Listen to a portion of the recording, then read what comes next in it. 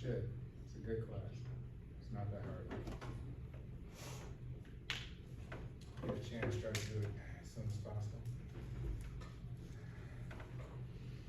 All right, gonna keep going with therapy and talk about just briefly before group 5 presents humanism and behaviorism, right? Sort of these principles of therapy. Whereas previously we talked about Freud, psychoanalysis, right? You go see a therapist, you sit on a lounge, you sit on a couch. Psychologist looks opposite of you, right? Or you're not able to see him in some respect. And Freud wants to figure out, Freud wants to cure you, right? So think of you have a disease that could be cured, right? That's the principle of really Freud's theory, right? You have a problem somewhere down the line, we could cure it, right? Beyond that, as we begin to spread out the idea of psychology, the human psyche and the mind, and what it means to be a human being, now we've gone to symptomology, right? Which is in essence when you go to the doctors, and you go see your internal physician, and they're like, hey, here's some medicine, right? Well, here's maybe a plan of action. So really, when you go to doctors, they're not really curing anything, because there is no cure for a lot of things, not that we know of, in the present moment. They're going to address and manage your symptoms. Hey, take a pill, this might manage this thing happening to you, right? Or do these steps, this should manage what's going on with you. So think of it in that regard, right? Freud says, hey, we have a cure, we just gotta figure it out. We gotta look back, childhood, adolescence, blah, blah, blah. Figure out what's wrong with you. We'll find out what it is, and from there, you'll be A-okay, be a new person. Right? Whereas humanists and behaviorists says no, well, particularly humanists says no, you're a human being going through a lot of things on a daily basis. We shift and we change constantly. Things happen to us constantly. Our state of minds and mind frames that we just need to manage going through life, right? As much as we can on a day-to-day basis. So think of like Dr. Phil or someone for terms like humanist approach of a therapist, right?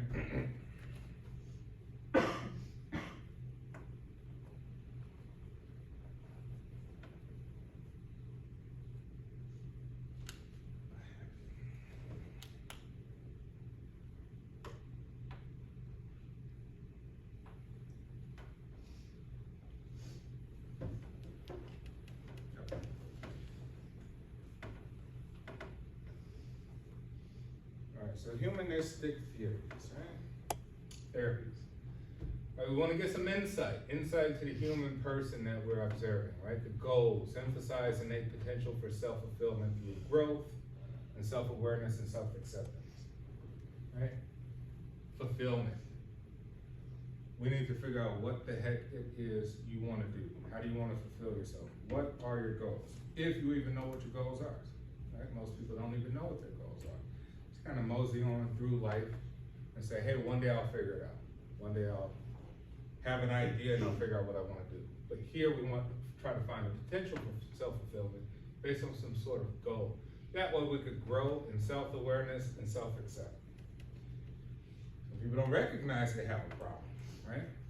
But just everyone else besides themselves are saying like, hey, I think you got something wrong with you. I think you have a problem. Or we just have confusion with people in relationships all the time. We have arguments, we have all these conflicts, right? So you may not be aware you have a problem. It's everybody else but you, right? You say, nobody understands me, right? But really, you may have some issues. So are you aware, right? And then self-acceptance. Once you figure out and you are aware that you have a problem, right? The hardest part is acceptance. We typically don't want to accept who we are, really. We always want to live in an idealistic sort of mind frame, right? And think of like, no, this is really who I am, but you may be projecting your ideal self, who you think you are, right? Or who you potentially want to be. you need to accept who you are now in the moment, right? And maybe one day you will reach that ideal, right? Or get somewhere close to it. And that's to reduce inner conflicts, right? You got this mind inside of you saying something's not right, but I keep it to myself. Nobody knows but me, right? I have a conflict internally. I try not to express it to others because they may not understand. They may not accept who I am, right? But this will interfere with natural development and growth. Only so long you can put a mask on in front of everybody, besides addressing your own internal conflicts, before it starts to really decay you, your mind, your body, right? Relationships with people that you love, the environment in which you live, your growth, your potential, things you want to do.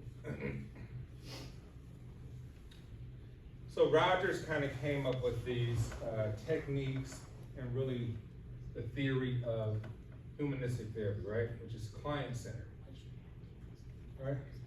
Which is where Freud say, hey, this kind of a universal thing that we could go and find cure to these mental diseases, right?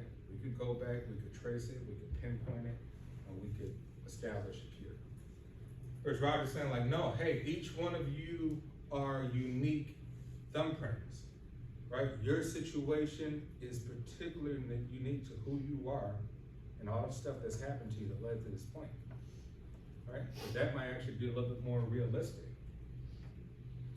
And so it's basically stating like an acceptance of your fate, right? We could complain and we could regret and say, hey, I wish this would have happened, right? Man, if I'd only did that, I wish I would have went here instead. I wish I would have did that. I wish I had money. I wish I had this. All of those wishful thinkings, those idealistic things, as opposed to really accepting like, hey, this all happened to me, bad or good, and even more bad and good stuff will happen to me. But that doesn't matter.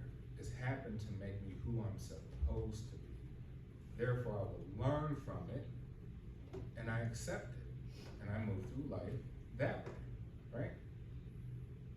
As opposed to always having anxiety of conflict, of things that have happened and things that potentially could happen, right? More bad news, more bad stuff. Just saying like, no, everything that typically happens, we could manage through it. Yes, that sounds idealistic too, right? The theory sounds idealistic because when bad stuff happens, you're gonna have emotions, reactions. It's part of being a human being. But here's the more to manage it, right? Your particular, it's kind of like being a lawyer. What is your particular issue? What happened, right? Whatever happened to you, traffic stop, or where did it happen? What jurisdiction, and how fast? All your stuff is particularly unique to you. So we need to figure out your situation. Active listening. Whereas, think of Freud, you're laying in that couch, right? In free association, you're just talking about childhood. You know, hey man, my mom, you know, she was on drugs, and you know, dad never around. You're just going on. Freud doesn't say anything. He's taking his notes, right? So you don't even know he's listening. But here is active listening. You're talking to me, for example, right? You're like, Dr. Ross, I just really feel a lot of stress about the situation. That's interesting. Why do you feel stressed about the situation? Are you looking at it?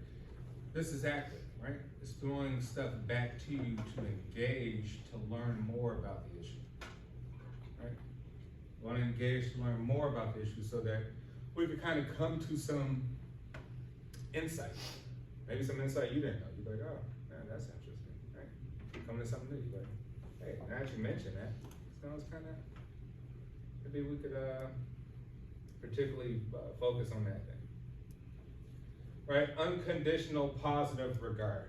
It's not to beat people up, right? It's not to be negative, right, towards your issues and put people down and make them feel inferior or to make people embarrassed. It's not about that when it comes to this approach, right? Although it is direct, right? If you do watch people like a Dr. Phil or something like that, it's very direct, and they can almost come up like, hey, you know, can make you feel away. But it's direct to keep it engaged so that we can kind of come to some conclusions about things. right? But it's still to give unconditional positive regard. And a lot of empathy involved. Like, hey, I'm a person just like you. I know what it's like to be mad. I know what it's like to be triggered. I know what it's like to be this or that. I've had a situation like that, a little bit different, but something of the sort, right? So you always want to show some sort of empathy and positive regard. Right? Paraphrasing, right? You make statements, it may sound like I'm repeating the same statement you made, right? You know, I had a really, really bad, stressful day today. Interesting, why did you have a really, really bad, stressful situation, right? Like, sounds like parroting almost, right? Like a parrot just repeating. But you may say something of the sort and ask me things. What were the activities that made it stressful, right? You want to paraphrase so that, why are we doing this? So that I acknowledge I'm actually listening to your words and your situation, right? So that you could say like, oh, okay, cool. You kind of have an understanding, you're listening. Now we could go move forward. Invite clarification, right? The whys. Why? Let's try to get clarity on why you feel that way in particular. So particulars, right? And then your interpretation of it. And reflect the feelings, right? Once again, it's that empathetic thing, right? Reflect that you also have feelings that you guys have, right? That your feelings are not foreign to the human condition, to the human experience, right? It's not a foreign thing. It's not a foreign thing to have perverse thoughts. It's not a foreign thing to have anger or malicious thoughts or things that you think people are just, you know, but geez Louise. No, we all have it from time to time. But that's the beauty. We don't know what people are thinking at any point in time, right? That's the beauty and also the negative. We don't know, so therefore, you know, people like serial killers can mask themselves and get away, right? And then behavior. So think of behavior going back to classical conditioning, where B.F. Skinner said, just like a rat, that you give me any child, and I'm able to dictate his behavior, I can make any kid from any parent, any situation, a doctor, a lawyer, a scientist, anything, right? Just by conditioning their behavior. So in essence, if you have a bad behavior, you're like, well, guess what? You were conditioned to have that bad behavior by some reason, right? You were conditioned. Think of smoking. You're like, man, I have an incessant compulsion to smoke, right? And you're like, well, where does it come from? You actually condition yourself. It could just pop up one day, right? It took time, it took training, it took practice. We could also deconstruct that, right? By introducing new techniques, new behaviors to make you do other things, right? By maybe substituting, right? We might introduce gum instead of smoking.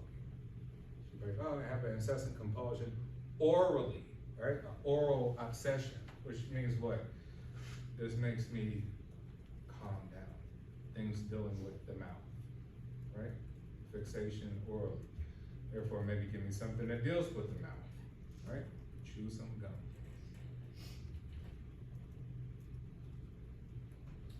So we call that maybe counter conditioning, right?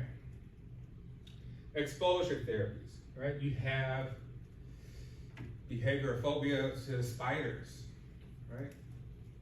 But I don't like spiders because I had a traumatic event as a kid, or you just have one innately. Why? Because spiders have 8 legs. And you could predict how a 2-legged biped human person might be able to move. There's only a limitation. Something like 8 legs, like octopus, spider, their movement is, you know, inconspicuous. It's weird. So our minds can't process to know where it's gonna go. That freaks us out. Their movement, their actual physical movement freaks us out with. They're too unpredictable. So what do? Well, try to expose you to spiders more. Don't just jump the gun and just bring a spider around, right? Maybe start presenting videos first on spiders, right? Maybe we could put virtual reality headset and have something to do with spiders. You know it's not real, but you still see the visual image and your brain's gonna process a spider, right? So we could try to condition that way by exposing. And then guess what? Now we'll go to the zoo and look at spiders in capture, right? And then we'll move beyond that. Now we'll maybe get one that's not too dangerous, a small one, let her walk on your hand. Right? Go beyond that. Now we can get a tarantula, right? Let it walk on your arm, your shoulder. Right, so a lot of people, who here has a fear of flying? Anybody? What is your fear to deal with? What is it about flying that triggers you? It's just being off the ground. So being off the ground, not having a stable footing, Yeah. basically. Like anything could go wrong. Do you feel that way in elevators? Yes. Okay, right. So you know that you have like a separation between you and Earth, right? The bottom, you know, the base of Earth, the crust, right? So how would someone maybe, do you think someone maybe help you with that to help you like get over it? Well, since I live in Arizona, I have to fly all the time now, so I'm getting better at it. Yeah, So I just have different ways to deal with it. okay. So it's just basically the frequency of flying, right? And you're basically just overcoming yourself. Like, no matter, I have to get there. Right? This is, if I don't do it. But when you still get on the plane, are you like you know, what was that turbulence? Why is it? You know what I mean? You look at other people to see how scared they I are, do, yeah. right? Or I have to open up the window and I have to like look at the. Yeah, absolutely. You I need to sit know what's by going the on. wing, So Yeah. that way I can see what the wings do. Yeah. Right, and think of an exposure therapy would be, hey, we could look at flight simulators. So we could put on the VR headset, and now you're gonna see as a pilot, right?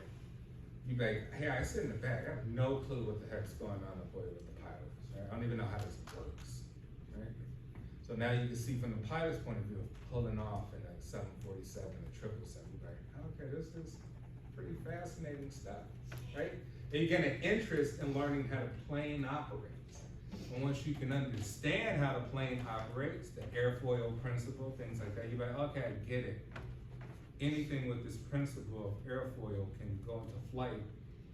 And understand that once a plane's way up in the air, even if both engines stop, that plane probably could glide for 100 miles with no engines, right? Just because of the principle of physics. So it can make you have a better understanding and say, hey, even if stuff goes wrong, right? I see a fire on the engine, on the wing, we hit really bad turbulence, I understand the difference. You can expose yourself to say like, this makes more sense. It's not foreign, because typically fear is kind of what you don't understand, right? Fear is kind of like, I really don't get it, and this poses a great threat to me, because I may not understand all the safeguards in place in this particular thing, in the elevator, in the plane. So if something goes wrong, I just don't have immediate death, right? Like very smart people have maybe thought about all this stuff to back up redundancies, they call it, right? To have backup plans to make sure people are generally safe, but you don't hear many elevator accidents, do you? Right? You don't hear many, and you don't hear plane crashes like that. You can go online and look at the number of planes in the sky now, probably like 100,000 planes all over planet Earth flying. How many crash? Maybe none today. Like how many car crashes? 30,000 around here? Right? And so that's systematic desensitization. Right? Systematically, step by step, little by little, expose you to the stuff you're scared of, so that eventually you can be completely no longer fearful of it. Well, at least you can manage it. Right? All right, I will end there and let group 5 come up. Did you guys email to me or something? What you did? You did?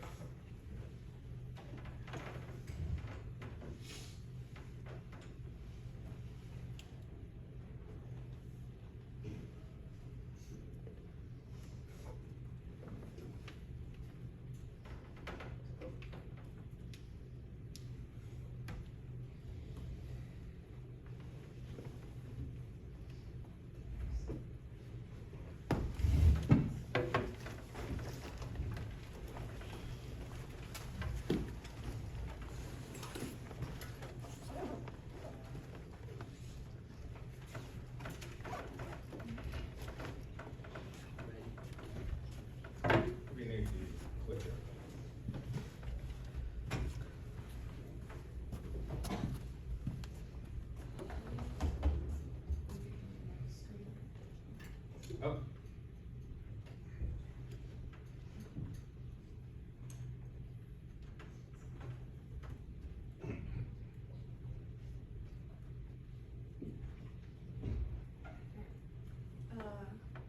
The psychological insights into the mindset of Gen Z. So over the past years, Gen Z has been 2.3 times more likely to develop mental health disorder and 4.1 times more likely to be diagnosed with substance abuse disorder. Out of all the generations, Gen Z has almost twice as many mental health problems from other generations. The real question is, what has impacted Gen Z's psychological mindset from other generations? Which we will be answering for you today. And then I put on this little graph, just of like the different generations.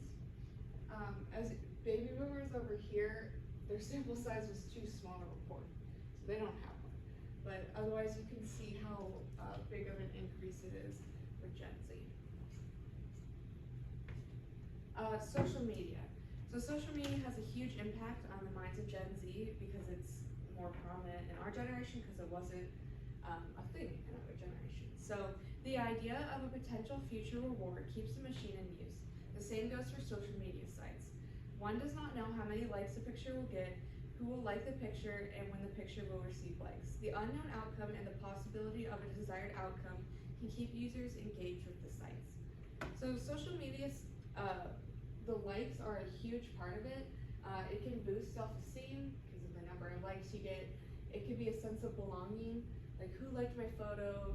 Was it someone like popular or famous or just someone that you know? And what does this do? Number of likes can cause comparisons. Why didn't I get as many likes as this person? Am I not good enough? Am I not pretty enough? And this can cause self-doubt, which causes depression and a fear of not being special. Influencers. Females are affected more by social media than males because of unrealistic beauty standards and filters on the app. For example, there are filters that can widen your teeth, change your eye color, or distort your body.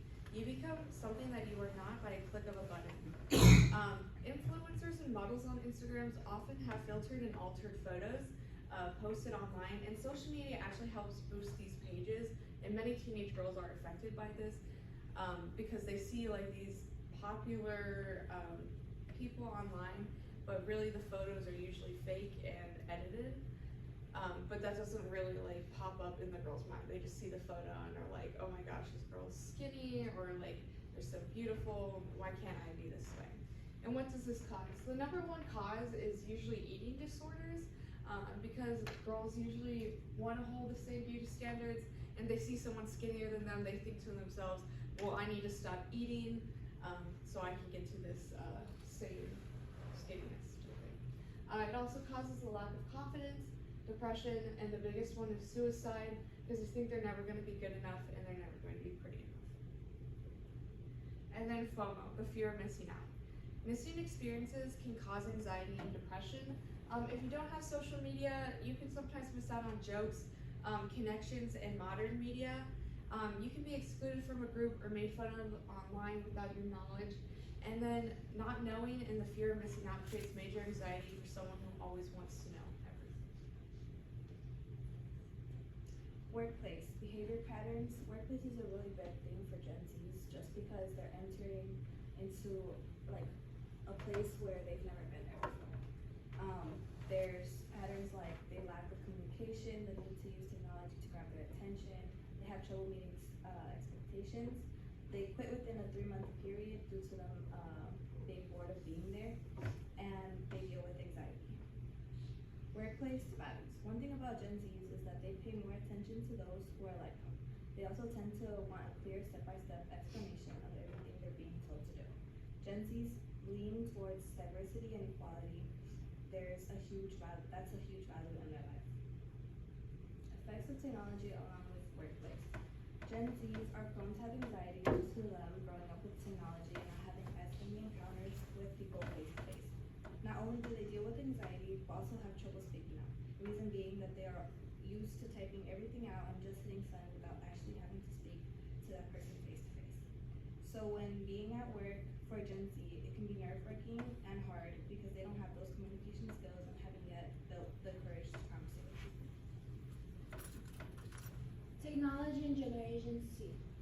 Gen Z is the generation to have 24/7 access by connected to devices and social media. As a result, we see the physical and digital world as seamless continuum of experiences and blend information for entertainment, commerce, and communication. A study said 57% of respondents they felt fear to express themselves online than in real life, and 45% declared digital identity was more accurate. Confidence and diverse. Gen Zs bring more knowledge and confidence in the workforce, understanding more the economy and technology in the world. This generation is not only more diverse, but also embraces diversity. Bringing a lifelong experience with the cloud, social media, and mobile technology, we are also more open to more technology, more changes, and more adaptations. Better or worse, Gen Zs have grown by evolving digital landscape, has evolved over the past few years, where we're seeing in mobile phones, social media, electric cars. Pros, multitasking skills, creativity, flexible, and adaptable.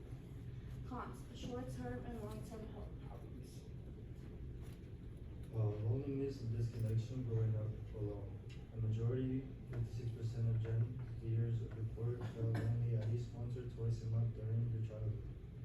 People who had a lonely childhood are more likely to report feeling lonely as adults. And here's the reports of how many times they felt lonely in a day, and a couple times a week, once a week, once or twice a month, and a few times a year, or never at all. Americans raised in single-parent homes are more likely to report having felt lonely growing up. Those raised in two-parent households, they are more likely to miss out on informative experiences such as daily family meals and activities that have been associated with lower rates of depression. Having to experience living in two different homes can really be stressful, as their parents have different times of the day. They see their parents different times of the day. Not knowing how a child feels and having to even do daily activities in different homes can be stressful.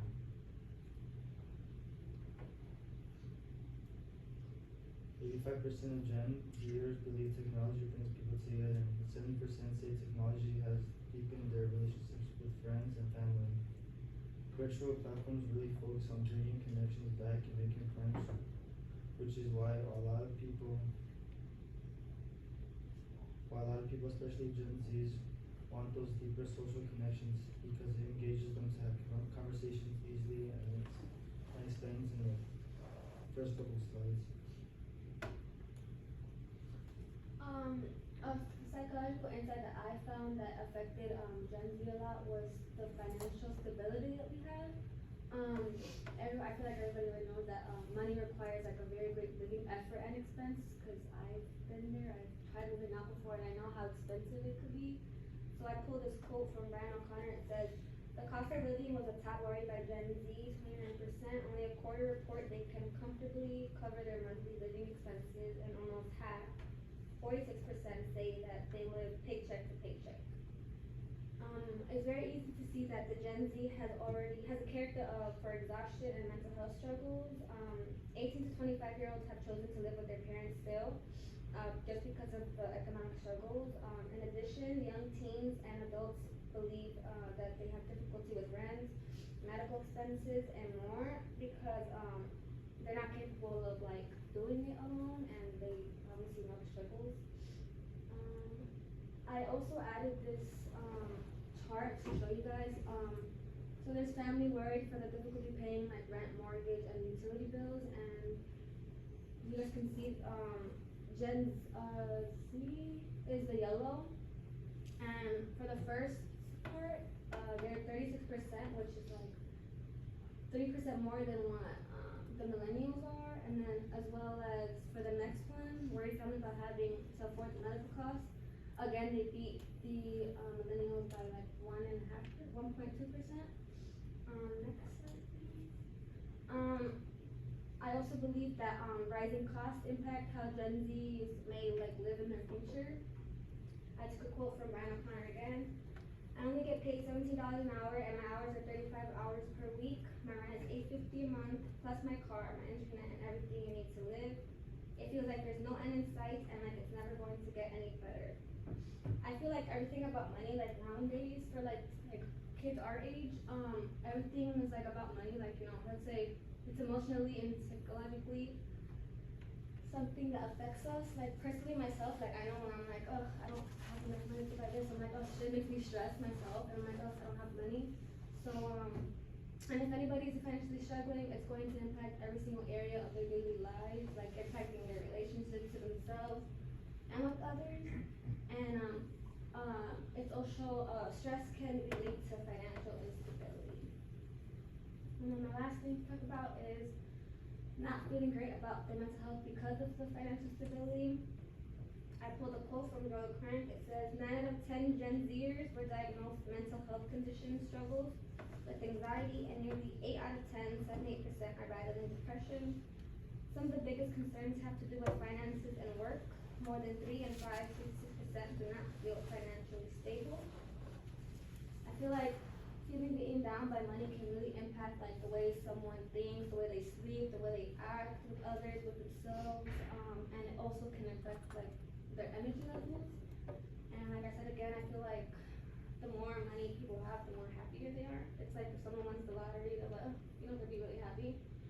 And yeah, so I also said that Gen Z is the first generation to never know the world without internet. They also value diversity, and they're also finding their own identity, and they're out to be the most on track to being the best educated generation. And then the work activities are next.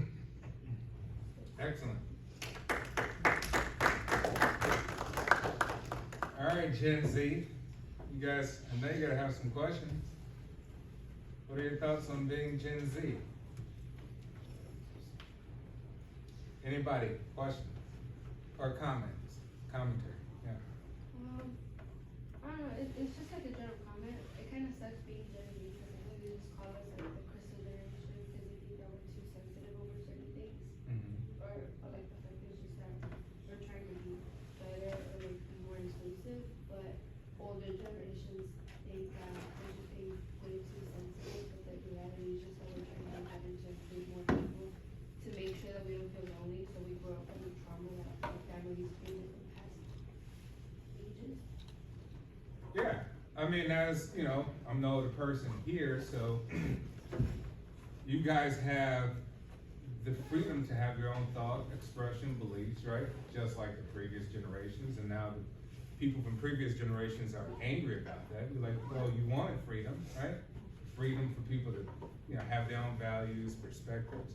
Now you're mad that Gen Z got their own values, that, you know, because they grew up in a time where they can talk to everybody, get to know everybody, exposure to different cultures, religious backgrounds, sexual orientations, all these different things. And these people are part of their lives and their friends, as opposed to the divisive nature, you know. I imagine the generations before me, right? I mean, me, Professor Ross, would even be able to drink out the same water fountain in the 1960s as the Professor Mark, who teaches across. Like literally, I think like 50 years ago, it would be like whites only, black. So you think of how small-minded that is versus you guys. Now you got the internet, you know, you born into the internet, so you guys are exposed to a lot. But what were you gonna say? You had a comment. I was gonna say like I agree definitely with the last comment that like Gen Z is often called like snowflakes and like super sensitive, overly emotional. That's because we are trying to deal with generational trauma as well, but also be super inclusive, trying to get rid of some of the also like some of the older generations kind of beliefs about like diversity, where it's like including people of color or people of different sexual orientations.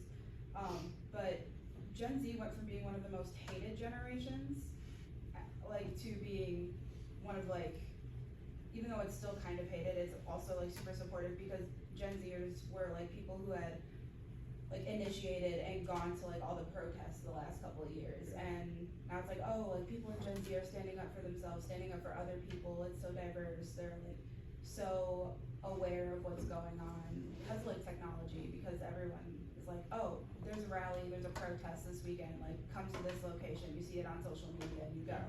Like that's been definitely like a pro about all of this. So, like Gen Z has been very productive Yeah. with a lot of the stuff that's been happening recently. Yeah, I agree. I think ultimately the human species is evolving, which we should, right? We don't always just want to be the same.